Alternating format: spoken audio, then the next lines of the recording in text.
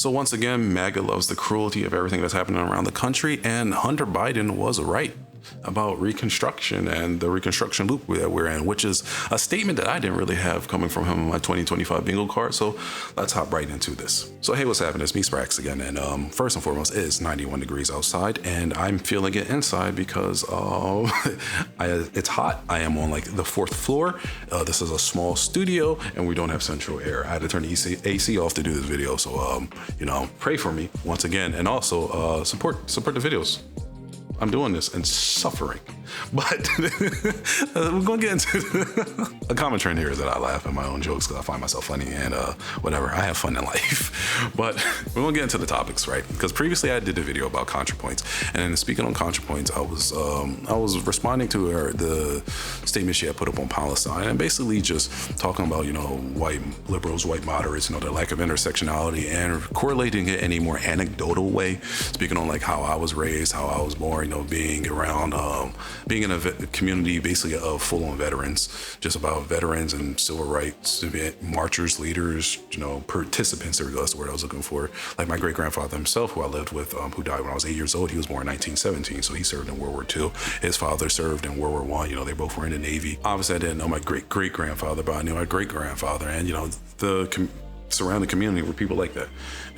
Like I said, World War I, World War II, Korean War, Vietnam War, Civil Rights Movement, March on Washington and everything else. And just like how being raised in that type of environment around those type of people, you learn things, you absorb things to osmosis. A lot of the conversations, are about how to live as a Black person in America, and just, are about critical thinking and, how you're perceived and how to navigate this country and a bunch of other stuff. Like just a lot of things I really can't talk about in this very condensed format. I would have to really map that out, but that's not even what this video is about.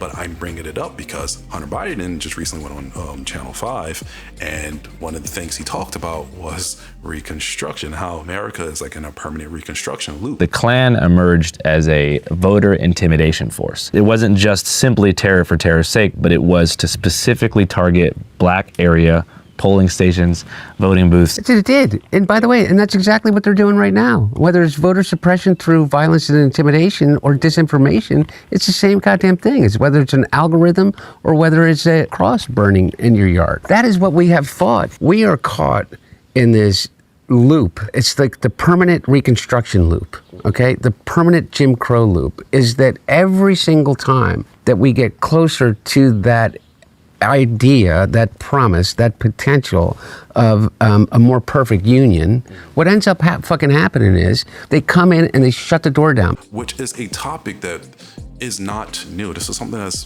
people have been talking about in the Black community, as well as historians for a minute now, because that's kind of the issues that we kind of have now in a weird roundabout way relate to it either directly or indirectly. Like, for example, ICE. We're calling ICE Gestapo because ICE have been using Gestapo tactics. In fact, recently they just detained 15 immigrants who were going to a construction site up in Princeton, New Jersey, which is from where I'm at 20 minutes away by drive, depending on what traffic is like on Route 1. And if you're a local, you know what traffic is like on Route 1. Oh, it is just, whoo. I'm not going to get into that. I would love to. Actually, I am going to get into that in a different video because I do have something I've been working on about driving and lanes and stuff. Hey, you came over here for like super academic stuff. Please understand, I'm not FD signified and the rest of them. I am a Black man who is semi-nerdy, who is semi-academic, but mainly just like to work out and play football. So yeah. I gotta let these cops pass because I can't soundproof this room either. This is terrible. Misery. But as I was saying, ICE has been using like Gestapo-like tactics, and they did recently detain people who were up in Princeton, New Jersey. 15 immigrants that were going to a landscaping site, and 6 o'clock in the morning, they were rounded up by ICE, who clearly were tracking them. And Princeton City Council allegedly didn't know. Princeton Police pretty much didn't know. ICE just came in and did it. And it's funny that, we say like, oh, they're doing things that like the Gestapo and yada, yada, yada, they're acting like the Nazis. And I say that because the Nazis were inspired by Jim Crow South. That's a straight up fact. Their tactics, separating people and segregation and everything else, was Hitler and them were directly inspired by America. It's funny hearing Hunter Biden say this and talk about the Reconstruction Loop, and I was like, well, it's interesting because we are in a post-Reconstruction loop where the legacy of Jim Crow never really died. Things have changed. Well, not obviously, we're not really getting lynched. At least in that way now, we still have issues with policing, gerrymandering, redlining, and everything else, because redlining still does exist. The banks and whatnot are still doing it. They're just more low key with it. But if you have a name like mine, a very black name, or, you have a black face, if they don't see your name, if they don't just see your name, but you go in, like, talk to bankers and they see your face and whatnot, a lot of black folks find themselves getting rejected for random reasons. But their white counterparts aren't. Things have changed, but things have also stayed the same.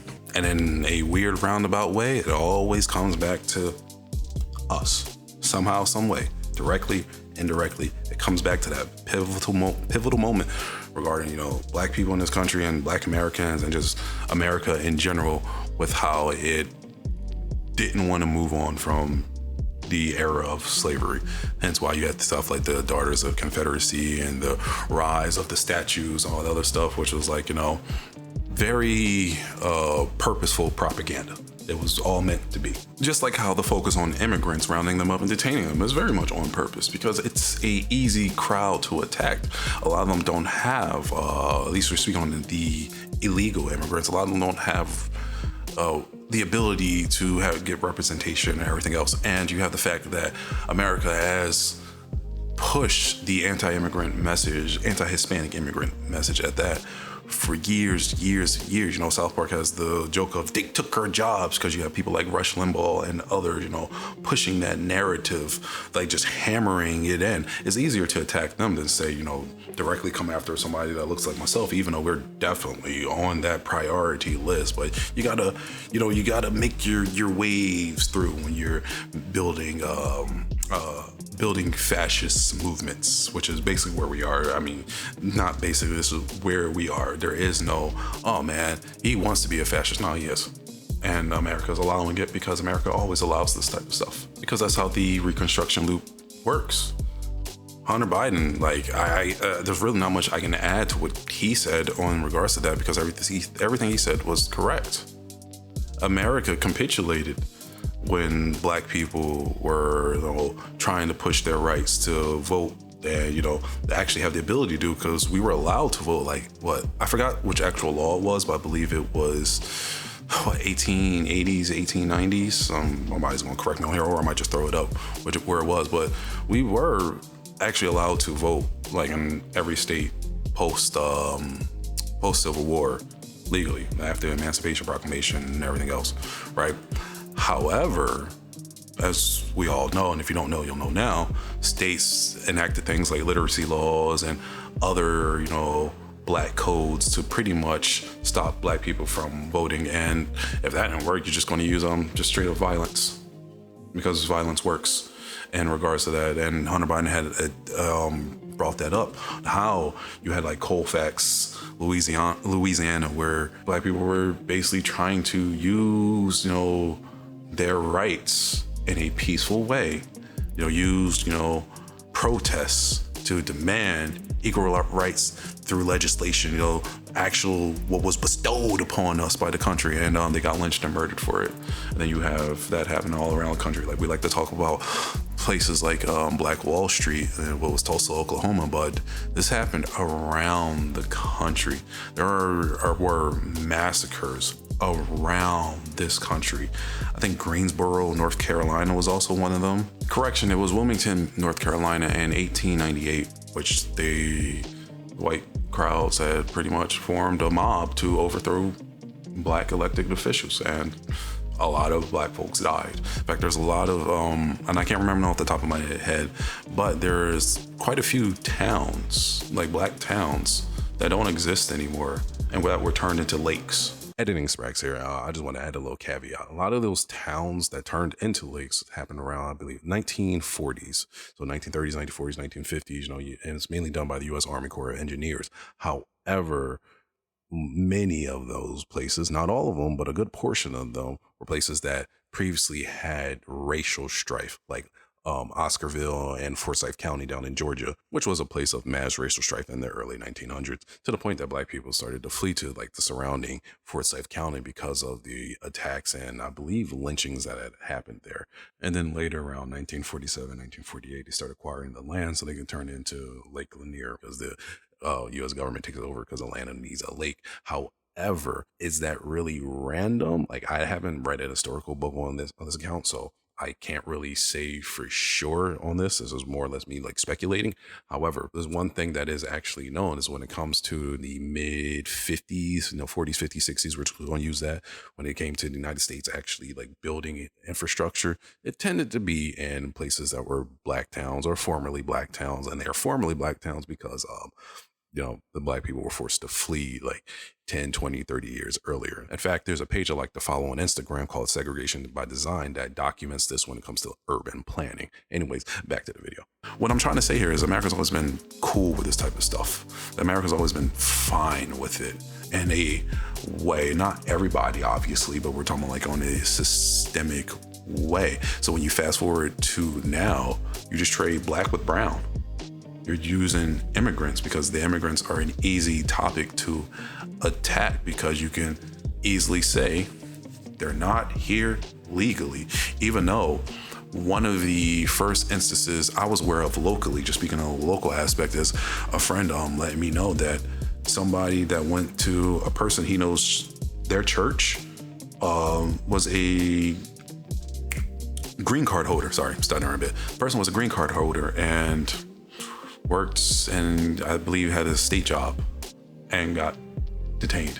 Where's she at right now? We have no idea. I have no idea if she's deported, if she's still being held up. I believe, by rumors, like she's in a detention center still. But yeah, now you have the situation that just happened in Princeton. Before you had people that were rounded up in northern Jersey at a car wash. These are people with regular jobs. And America, once again, is complicit in it. Yes, there's a lot of people that are speaking out against it, but what is speaking out really doing? Nothing. I mean, people are still getting detained. Lives are being uprooted. Companies, are being economically hurt. There's a lot of suffering going along that's happening. And hell, some of the MAGA crowd are loving it. They love the suffering, and which is why I was critical about, the apolitical YouTubers in the previous video on how they're just now speaking out on, Donald Trump's hypocrisy and corruption and everything when it comes to Epstein. But it was like, this is nothing new. We've been looking at Trump's corruption and the nonsense of his political presidency since his political presidency. What was that? The nonsense of his presidency since his first term. And yet he got elected again. Like, I'll throw some of the comments up right here. You just show it, like some people on Ice Baby and everything else. And I vetted these people. I made sure these people were actually like locals and not like the many bots that are on Facebook, because there are a lot of bots on Facebook, but these were actual real people. I was able to like be sure of that. And while they didn't represent everybody, they represented they represent in a small sample size, a big portion of the MAGA crowd. Because even with, the Epstein news and everything, and some people go, man, I feel betrayed. All they're going to do is turn back around and lash out even harder at things like immigrants being deported. They're just going to take that anger that they have there and go towards that. They're going to support it even harder. They're going to be like, yeah, deport them. They're not really going to leave Donald Trump. Like, statistically, sure, some are, because it's a non-zero chance. There's always a margin like of error and things happening like that. But the too far gones, which is a lot of the MAGA crowd, they're not going anywhere. They're not going to see the Trump covering up the whole Epstein news, which is like not a shock because Trump and Epstein have always been connected together. There's photos of them together. And if it didn't bother them then, if it really wasn't going to bother them now, even if they were a little upset, even if Trump pardons Maxwell. Jesus, I butchered that. Even if Trump pardons Maxwell, it's not going to change much, at least in my opinion.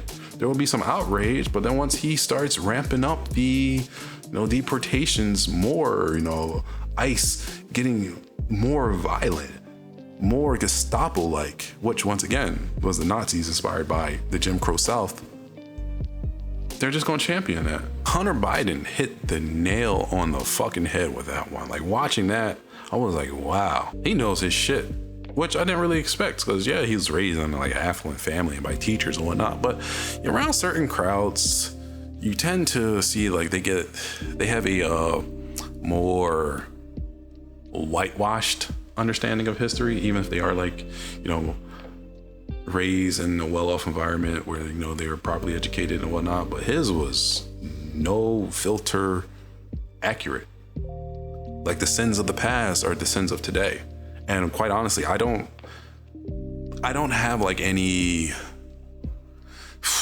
I don't have no solution or whatnot, to be honest. I don't. Like, just seeing the things that's happening, all it does is make me angrier and ready to like fight, to be honest. But I don't have a solution for this. I can't go like, go out and vote and stuff, because yes, voting is, I guess, a solution, but voting is not the solution, because they're going to ramp up more and more and more.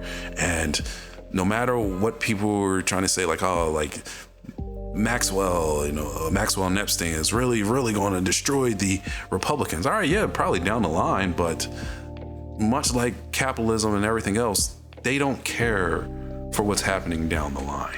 Everything they're doing is for the short term. Hold on, wait, my cat. Come here, girl. Tax cuts, immigration, the power plays, everything. All this is for the short term. Like, they're getting it now. What happens after everything collapses and, we're trying to piece things from the rubble? Hey, it is what it is at that point. But that's not what they care about. And so, quite honestly, like, the end of this video, like I said, I really don't have any like positive way to end it, because one, Hunter Biden was right, and two, the MAGA crowd, they love the cruelty. Time and time again, no matter how much you think they're going to like just betray Trump because of how he's acting with his relationship to sex traffickers, the cruelty time and time again is going to bring them right back around. So they got something to put their misguided anger towards, anger that was created by conservatives to begin with. Yeah, so that's the video. Kind of a not happy ending for this one, but hey, we're still alive. We got things we got to do. Fuck it, we ball. I'll see you on the next one. Deuces.